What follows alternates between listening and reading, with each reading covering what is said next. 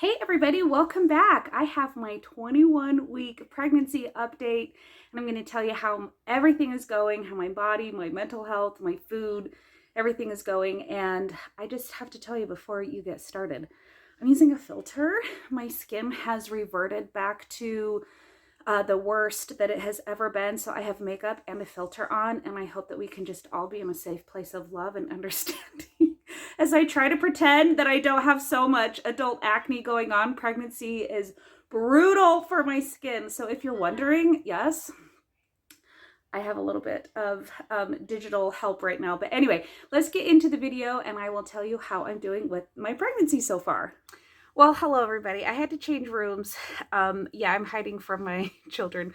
So we're gonna hopefully get through this video without interruptions and without them finding me hiding in their bedroom. So, my girls' room. Okay, I'm 40.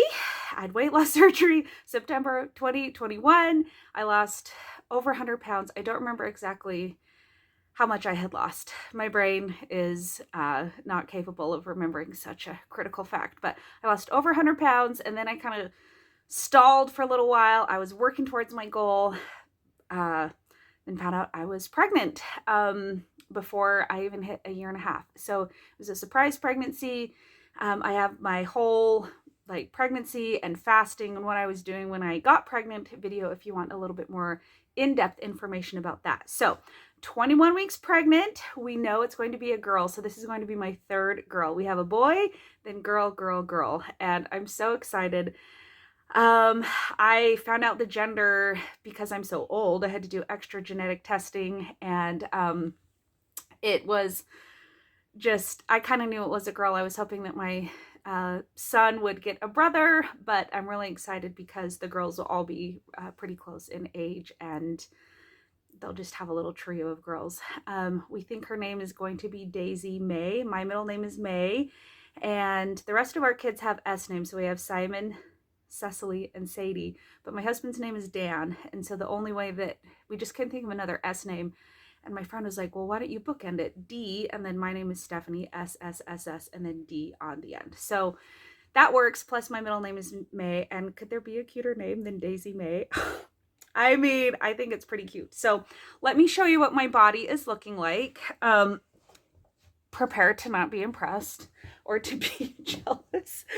Look, I've always carried my weight in my gut. And anytime I've been pregnant, if I start to show, it's like right under my rib cage. And I'm like, the baby isn't even there. So anyway, so this is probably a pretty good indication. I don't even really look pregnant. Okay, if I'm standing up straight, I still kind of look like I went to a buffet, and that's because I still have quite a bit of weight down here. If I didn't have that, maybe you could tell. I don't know. You know, yes, I'm sitting on a giant squishmallow. Having been a curvy, voluptuous body type, having that body type my whole life, I mean, I didn't really expect anything different even after losing a bunch of weight, but I do walk around in maternity clothes because I've already grown out of all my clothes. I'm starting to feel some self-consciousness because I've already put on a lot of weight up top in my arms. I can tell that my face is starting to fill out, and my thighs have definitely gotten bigger as well. And to be honest, I'm kind of like WTF, like really, because I was so sick the first trimester. I threw up kind of a lot. I did not pay attention to what I was eating, but I know that it was difficult to eat. And I put on, I think I figured out I put on like around 18 pounds the first trimester.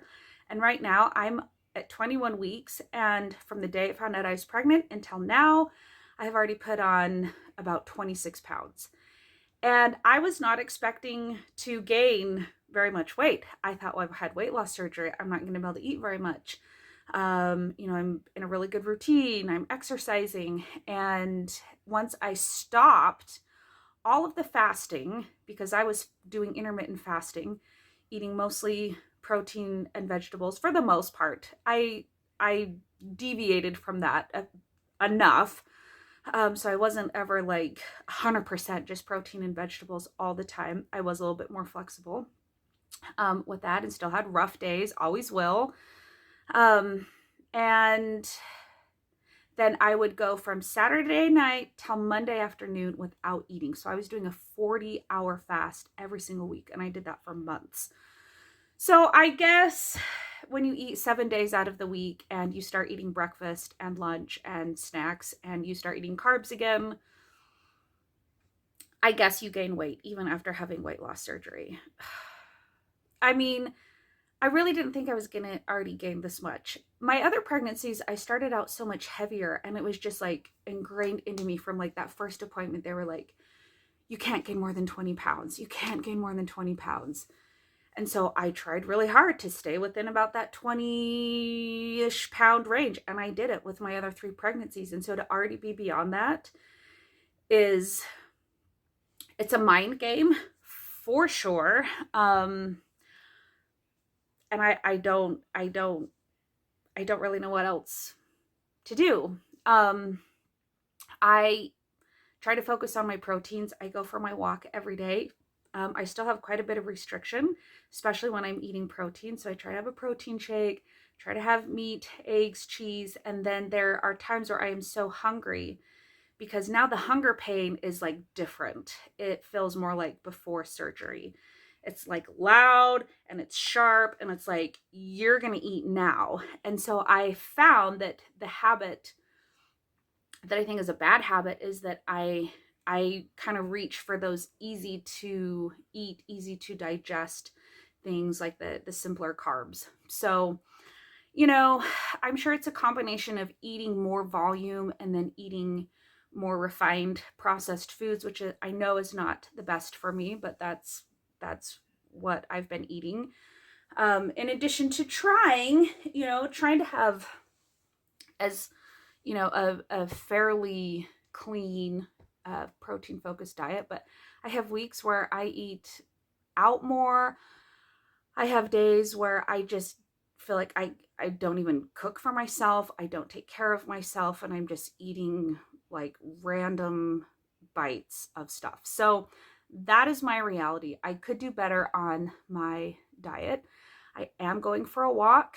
Like that is so important to me. My other 3 pregnancies were so hard on my body and my pelvis, and joints start to separate really bad once the relactin goes into my body. Everything gets really loose, and it was 18 months of physical therapy after each baby to recover and to be able to walk without pain.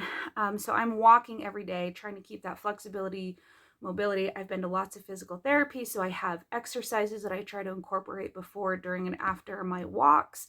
I have a special insert in my shoe because we have also found out that my right leg is like over 2 inches shorter than my left leg. So that was probably contributing to everything shifting and getting locked in the wrong places, causing so much pain. So I'm hoping that my efforts to keep walking and to keep stretching and to keep trying to strengthen my glute and core strength will result in me being able to be mobile for my whole pregnancy. So we will see. That is something that was definitely a concern based on what happened to my body for the other pregnancies. So let's hope that it continues to feel strong, that I continue to move. Plus, it's really good for my mental health. But otherwise, mental health, I am like in and out of the toilet. That is the honest truth. I have a little tiny bit of a cold right now. I am overwhelmed with life. I have been homeschooling my oldest child. I have 2 children on the autism spectrum. I have been getting my youngest through the hoops of testing to qualify for early intervention preschool, which has been lots of appointments and phone calls and paperwork, and getting her into speech therapy and doing intake appointments and doing her autism neuropsych testing, which is like a half hour away. I have to drive my daughter to and from school and pick her up at a wonderful charter school, but it's like a 15-20 minute drive there.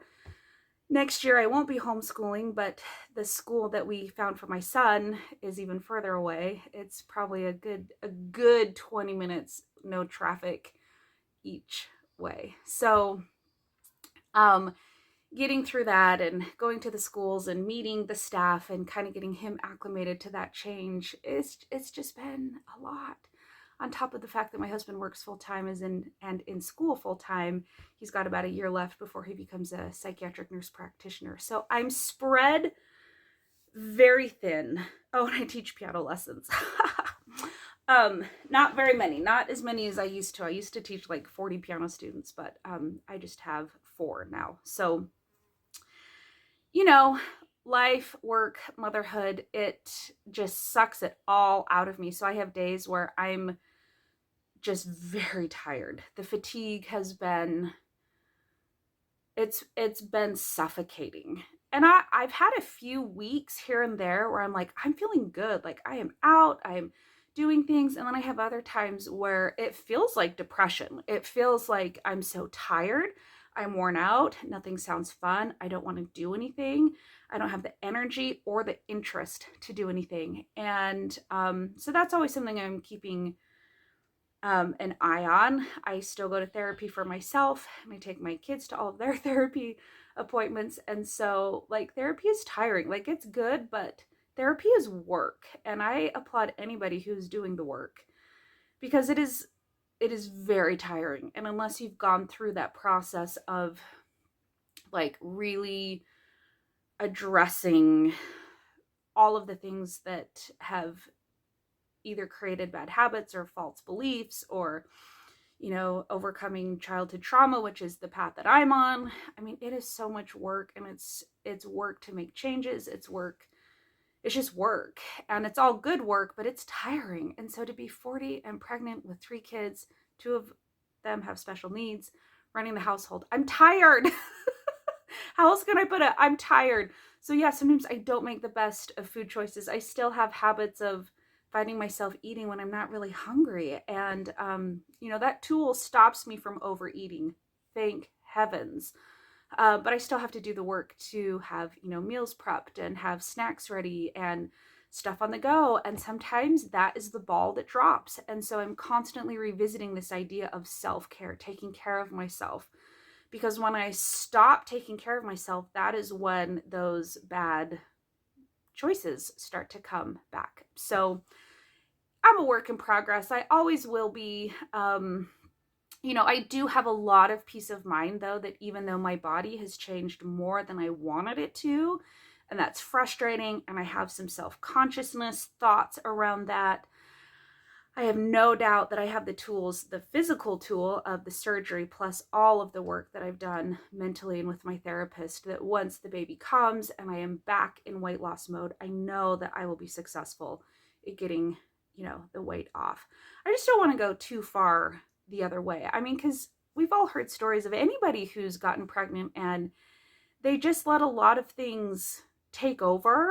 Pregnancy is hard. And if you're used to using food to cope, to help you feel better, to self-soothe, you know, it is very easy to overeat even when you're not pregnant, but you have that added sense of an appetite when you're pregnant.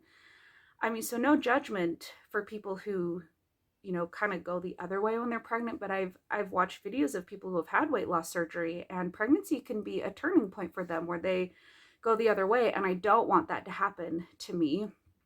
And I feel like that already kind of happened, but not really. I don't know if that makes sense. I feel like this pregnancy has just been so much, it's just been a surprise in lots of ways. Getting pregnant was a surprise. But I guess when you are eating 7 days a week and not fasting for 40 hours a week, and like I said, eating carbs and eating more times throughout the day, I mean, it's bound to happen. Plus growing a human, you know, tends to put a few extra lbs on the old body. So anyway, those are my updates. Nothing really earth-shattering, but I so appreciate you being here on this journey with me. I know I'm very inconsistent. I will probably continue to be inconsistent, but I do appreciate all of your love and support. And I hope that you are having an amazing day, and I will catch you in my next video. Bye.